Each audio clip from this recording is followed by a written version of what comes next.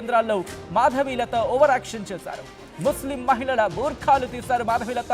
Voter స్లిప్లు పరిశీలిస్తూ ముస్లిం మహిళల బూర్ఖాలు తీశారు మాధవీలత.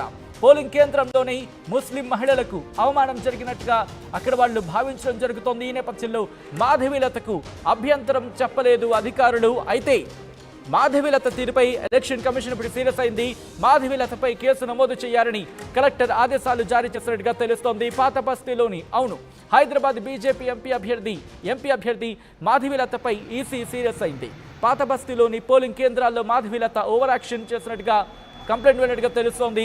ముస్లిం మహిళలకు సంబంధించి బూర్ఖాలు తీసి మాధవీలత ఓటర్ స్లిప్లు పరిశీలించడం అభ్యంతరం వ్యక్తమవుతోంది. అసలు ఇంతకీ ఏం జరిగిందో చూద్దాం.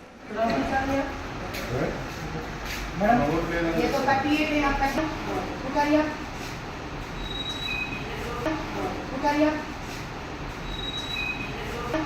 उकारिया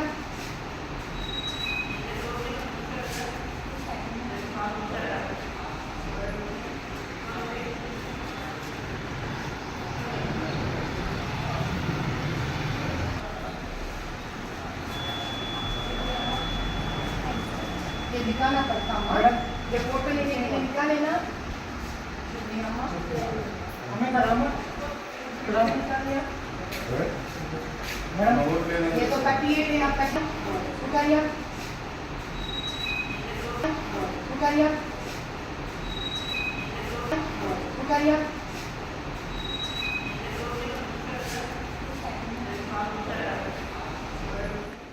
రైట్ అప్డేట్స్ చేసుకుందాం. మా ప్రతినిధి శ్రీధర్ ఓల్డ్ సిటీ నుంచి అప్డేట్స్ అందించేందుకు లైవ్ లో సిద్ధంగా ఉన్నారు. శ్రీధర్, మాధవీలత మీద ఎటువంటి అంటే ఏ సెక్షన్స్ కింద కేసు రిజిస్టర్ అయింది?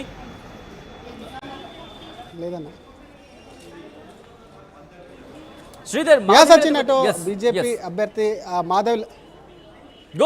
బీజేపీ అభ్యర్థి మాధవీలతపై కూడా కేసు నమోదు చేయాలని చెప్పి కూడా జిల్లా ఎన్నికల అధికారి కూడా రొనాల్డ్ రాసు ఇప్పటికే ఆదేశాలు జారీ చేశారు. 122 పోలింగ్ బూత్ ఏదైతే ఉందో అక్కడికి సంబంధించి కూడా మాధవీలత ఓటింగ్ సరళిని కూడా పరిశీలించడానికి వెళ్ళారు. ఓటింగ్ సరళిని పరిశీలిస్తూ అక్కడికి వచ్చినటువంటి ముస్లిం మహిళలు ఎవరైతే ఉన్నారో వారికి సంబంధించి బుర్కాలు ఏవైతే ఉన్నాయో బుర్కాలు తీసి వాళ్ళ మొహాలను చూసే ప్రయత్నం చేశారు. కాబట్టి దీనికి సంబంధించి ఎన్నికల నియమాలు ఏదైతే ఉందో నిబంధనలు కూడా ఉల్లంఘించారంటూ కూడా ఇప్పటికే పలువురు ఆమె పైన కూడా తీవ్ర స్థాయి విమర్శలు గుప్పించారు. ఈ నేపథ్యంలో ఈ వీడియో దీనికి సంబంధించినటువంటి వీడియో ఫుటేజ్ ఏదైతే ఉందో దాన్ని ఒకవైపు కూడా చూసి ఎన్నికల అధికారి ఆమెపై కూడా కేసు నమోదు చేయాలని చెప్పి కూడా ఇప్పటికే అటు అధికారులకు ఆదేశాలు అయితే జారీ చేశారు. మరొక పక్క అటు మాధవీలత ముందు నుంచి ఎప్పుడైతే బీజేపీ అభ్యర్థి కూడా ప్రకటించారో అప్పటి నుంచి ఇటు హైదరాబాద్ శ్రీధరిదాంశానికి సంబంధించి మాధవీలత ఆర్టీవీతో ఎక్స్క్లూజివ్ గా మాట్లాడారు. మాధవీలత ఏమంటున్నారు ఇప్పుడు చూద్దాం. ముస్లిం లేడీస్ని హిజాబ్ని తీసివేయండి అని చెప్పేసి చెక్ చేశారన్నారు. అది ఎంతవరకు నిజమండి? అబద్ధం అమ్మ.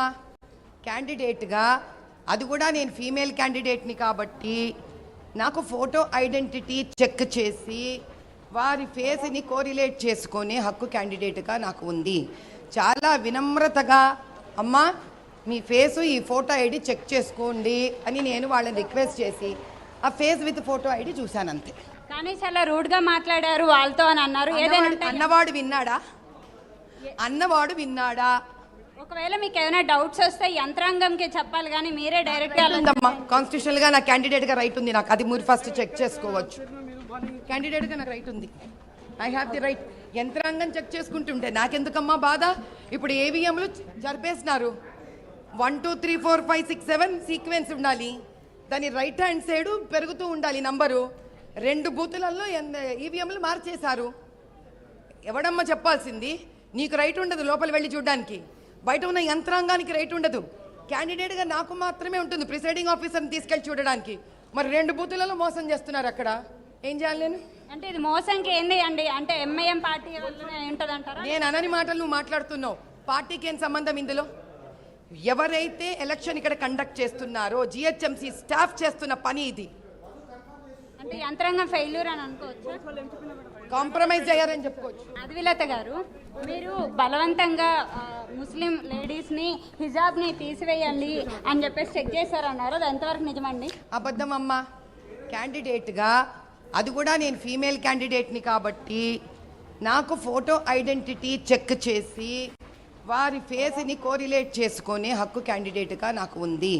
చాలా వినమ్రతగా అమ్మ మీ ఫేసు ఈ ఫోటో ఐడి చెక్ చేసుకోండి అని నేను వాళ్ళని రిక్వెస్ట్ చేసి ఆ ఫేస్ విత్ ఫోటో ఐడి చూశాను అంతే. కానీ చాలా రూడ్గా మాట్లాడారు వాళ్ళతో అని అన్నారు. ఏదైనా అన్నవాడు విన్నాడా? ఒకవేళ మీకు ఏమైనా డౌట్స్ వస్తే యంత్రాంగంకి చెప్పాలి, కానీ మీరే డైరెక్ట్ కాన్స్టిట్యూషనల్ గా నా క్యాండిడేట్ గా రైట్ ఉంది. నాకు అది మీరు ఫస్ట్ చెక్ చేసుకోవచ్చు. క్యాండిడేట్ గా నాకు రైట్ ఉంది. I have the right. యంత్రాంగం చెక్ చేసుకుంటుంటే నాకెందుకమ్మా బాధ? ఇప్పుడు ఏవిఎంలు జరిపేసినారు. 1 2 3 4 5 6 7 సీక్వెన్స్ ఉండాలి. దాని రైట్ హ్యాండ్ సైడ్ పెరుగుతూ ఉండాలి నంబరు. 2 బూతులలో ఈవీఎంలు మార్చేశారు. ఎవడమ్మా చెప్పాల్సింది? నీకు రైట్ ఉండదు లోపల వెళ్ళి చూడడానికి. బయట ఉన్న యంత్రాంగానికి రైట్ ఉండదు. క్యాండిడేట్గా నాకు మాత్రమే ఉంటుంది ప్రిసైడింగ్ ఆఫీసర్ని తీసుకెళ్ళి చూడడానికి. మరి 2 బూతులలో మోసం చేస్తున్నారు. అక్కడ ఏం చేయాలి నేను? అంటే ఇది మోసంకి ఏంది అండి? అంటే ఎంఐఎం పార్టీ వల్లనే ఉంటుంది అంటారా? నేను అనని మాటలు నువ్వు మాట్లాడుతున్నావు. పార్టీకి సంబంధం ఇందులో? ఎవరైతే ఎలక్షన్ ఇక్కడ కండక్ట్ చేస్తున్నారో జిహెచ్ఎంసీ స్టాఫ్ చేస్తున్న పని ఇది. అంటే యంత్రాంగం ఫెయిల్యూర్ అని అనుకోవచ్చు. రైట్, ఒక్కసారి విజువల్స్ మీరు చూస్తున్నారు. మాధవీలత అక్కడ ముస్లిం మహిళలకు సంబంధించి బూర్ఖాను అక్కడ రిమూవ్ చేయించి బూర్ఖాను తెయించి అక్కడ అలా చేయడం అది కరెక్ట్ కాదంటూ కూడా ప్రస్తుతం కేసు రిజిస్టర్ అయినట్టుగా తెలుస్తోంది. అప్డేట్స్ తెలుసుకుందాం. మా ప్రతినిధి శ్రీధర్ అప్డేట్స్ అందించేందుకు లైవ్లో జాయిన్ అవుతున్నారు. శ్రీధర్, ప్రస్తుతం మాధవీలతకు సంబంధించి ఎటువంటి రియాక్షన్స్ వస్తున్నాయి? ఇటు విపక్షాలు కావచ్చు, లేకపోతే ముఖ్యంగా కేసు రిజిస్టర్ అయినట్టుగా తెలుస్తోంది. ఏ సెక్షన్ కింద కేసు రిజిస్టర్ అయింది? ఎటువంటి రియాక్షన్స్ వస్తున్నాయి? యాసచ్చినట్టు మాధవీలత తీరుపైన కూడా ప్రతిపక్ష పార్టీల నుంచి కూడా ఒక విపక్ష పార్టీల నుంచి కూడా పూర్తి స్థాయిలో విమర్శలు వస్తున్నాయి. ఎందుకంటే మాధవీలత అక్కడికి ఓటర్స్గా వచ్చినటువంటి ఆ పోలింగ్ బూత్ నంబర్ ఆదంపూర్కి సంబంధించి 122లో కూడా ముస్లింకు సంబంధించినటువంటి మహిళలు ఎవరైతే ఉన్నారో వారికి సంబంధించి కూడా బూర్కా తీసి మొహాలు చూడడం, వారి ఐడి కార్డ్ చెక్ చేయడం, మరొక పట్టు ఓటర్ లిస్టుకు సంబంధించినటువంటి అంశాన్ని కూడా క్షుణ్ణంగా పరిశీలించడం, అది కూడా లోపలే పోలింగ్ బూత్లో చేయడం, వీటన్నిటి కూడా మాధవీలత పైన విమర్శలు కాదు. దీన్ని పరిశీలించినటువంటి జిల్లా ఎన్నికల అధికారి కూడా రొనాల్డ్ రాసు కూడా ఎన్నికల నియమాలు ఉల్లంఘించారు అంటూ కూడా దీని మీద కేసు నమోదు చేయాలంటూ కూడా ఇప్పటికొకవైపు అధికారులకైతే ఆదేశాలు జారిస్తున్నారు. మరొక పక్క ముందు నుంచి హైదరాబాద్ అభ్యర్థిగా ఉన్నటువంటి మాధవీలత ఓల్డ్ సిటీ, అది హైదరాబాద్ పార్లమెంట్లో కూడా పెద్ద ఎత్తున బోగస్ ఓట్లు కానివ్వండి, డూప్లికేట్ ఓట్లు, అలాగే దొంగ ఓట్లు కూడా ఇక్కడ ఉంటాయని చెప్పి కూడా ముందు నుంచి విమర్శలు చేస్తున్నారు. ఈ నేపథ్యంలో బుర్కాలు వేసుకొని మహిళలు ఎవరైతే ఓటు వేస్తారో వారికి సంబంధించి మాత్రం పెద్ద ఎత్తున దొంగ ఓట్లు వేసే అవకాశం ఉంది. ఎవరైతే ఓటు హక్కును వినియోగించుకోవాలో వాళ్ళు తిరిగి ఒక పోలింగ్ బూత్ నుంచి మరో పోలింగ్ బూత్ కానీ అదే పోలింగ్ బూత్కు సంబంధించి కూడా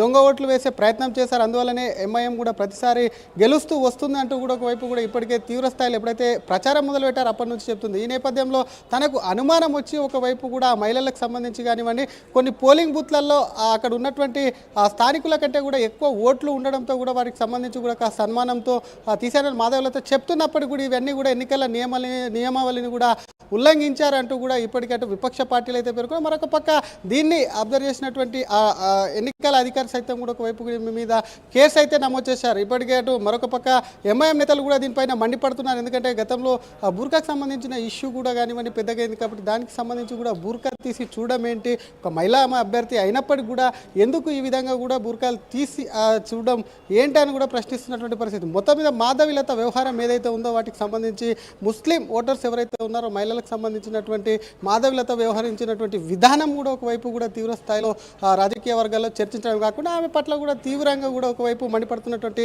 సిచ్యువేషన్ ఉంది. సచిన్, రైట్ శ్రీధర్, ఒకసారి మాధవీలతకు సంబంధించి అసలు అంతకీ అక్కడ ఏం జరిగిందో చూద్దాం. ఆ తర్వాత ఇదే అంశానికి సంబంధించి మాధవీలత రియాక్షన్ కూడా చూద్దాం.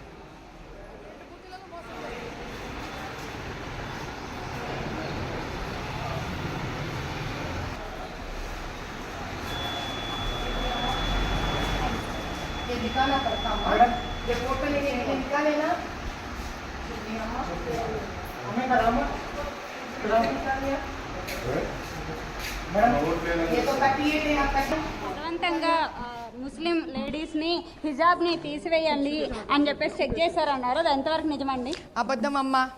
క్యాండిడేట్గా, అది కూడా నేను ఫీమేల్ క్యాండిడేట్ని కాబట్టి నాకు ఫోటో ఐడెంటిటీ చెక్ చేసి వారి ఫేస్ని కోరిలేట్ చేసుకొని హక్కు క్యాండిడేట్గా నాకు ఉంది.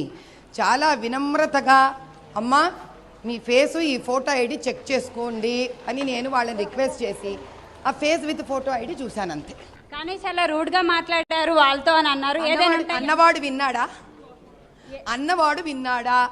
ఒకవేళ మీకు ఏమైనా డౌట్స్ వస్తే యంత్రాంగంకి చెప్పాలి కానీ మీరే డైరెక్ట్ ఉందమ్మా కాన్స్టిట్యూషనల్ గా నా క్యాండిడేట్ గా రైట్ ఉంది నాకు అది మీరు ఫస్ట్ చెక్ చేసుకోవచ్చు క్యాండిడేట్ గా నాకు రైట్ ఉంది ఐ హ్యావ్ ది రైట్ యంత్రాంగం చెక్ చేసుకుంటుంటే నాకెందుకమ్మా బాధ ఇప్పుడు ఏవిఎంలు జరిపేసినారు 1 2 3 4 5 6 7 సీక్వెన్స్ ఉండాలి దాని రైట్ హ్యాండ్ సైడ్ పెరుగుతూ ఉండాలి నంబరు 2 బూతులలో ఈవీఎంలు మార్చేశారు ఎవడమ్మా చెప్పాల్సింది నీకు రైట్ ఉండదు లోపల వెళ్ళి చూడడానికి బయట ఉన్న యంత్రాంగానికి రైట్ ఉండదు క్యాండిడేట్గా నాకు మాత్రమే ఉంటుంది ప్రిసైడింగ్ ఆఫీసర్ని తీసుకెళ్ళి చూడడానికి మరి 2 బూతులలో మోసం చేస్తున్నారు అక్కడ ఏం చేయాలి నేను అంటే ఇది మోసంకి ఏంది అండి అంటే ఎంఐఎం పార్టీ వల్లనే ఉంటుంది అంటారా నేను అనని మాటలు నువ్వు మాట్లాడుతున్నావు పార్టీకి ఏం సంబంధం ఇందులో ఎవరైతే ఎలక్షన్ ఇక్కడ కండక్ట్ చేస్తున్నారో జిహెచ్ఎంసీ స్టాఫ్ చేస్తున్న పని ఇది అంటే యంత్రాంగం ఫెయిల్యూర్ అని అనుకోవచ్చు కాంప్రమైజ్ అయ్యారు back to back breaking news చూస్తున్నారు. ఇప్పుడు ఎన్టీఆర్ ఒక్కసారి మళ్ళీ ఆంధ్రప్రదేశ్కు వెళ్తాం.